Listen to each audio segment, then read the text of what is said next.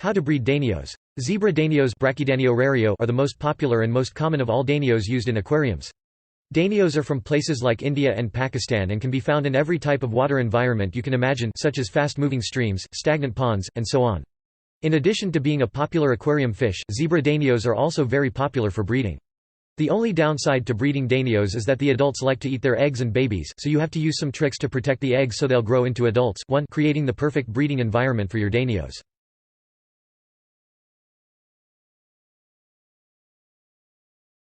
Separate male and female danios. Start the breeding process by making sure you can tell the difference between your male and female danios.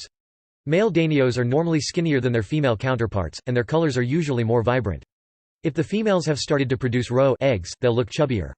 Once you've sexed your danios, place the males and females into separate tanks to prepare them for breeding.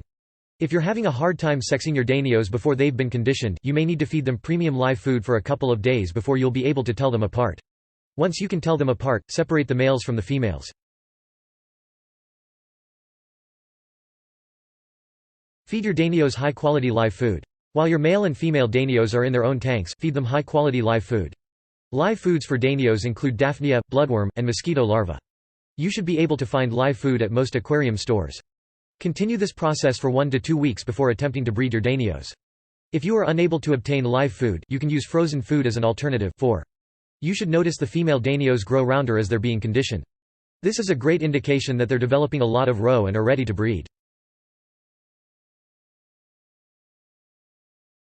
Set up a breeding tank while you wait. After 1 to 2 weeks of conditioning, your adult danios will be ready to breed. In order to be prepared, set up your breeding tank during the first week of conditioning. Your breeding tank can be between 5 and 10 gallons and should contain a filter with an airstone to help prevent the eggs from being sucked into the filter.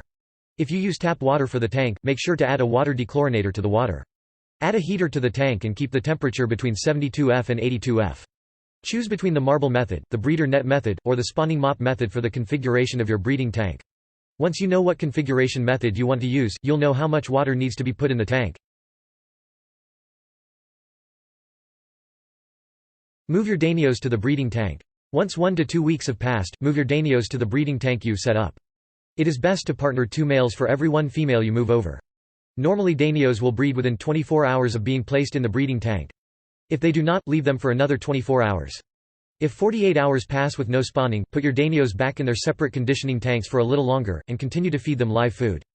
Try breeding the danios again in another week or so. Spawning simply means the female danios have laid eggs and the male danios have fertilized the eggs. Since you can't tell if the eggs are fertilized, the best thing to do is watch for eggs at the bottom of the tank.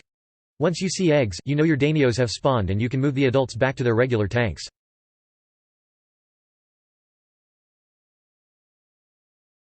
Remove the adult danios once they've spawned. Once you see danio eggs in the breeding tank, remove the adult danios and put them back in the regular tanks. If you used a breeder net, removal will be very easy. If you used the marble or mop methods, you'll need to use a fish net to capture the danios in order to move them. Since adult danios will always try to eat the eggs of their young, it is always a good idea to remove the adults from the tank with the eggs. The baby danios aren't really safe from the adults until they're all about the same size. Once your baby danios have reached adult size, you can put the sons with the fathers and the daughters with the mothers. Although, for genetic purposes, you may want to keep track of the different generations if you are planning to breed them again.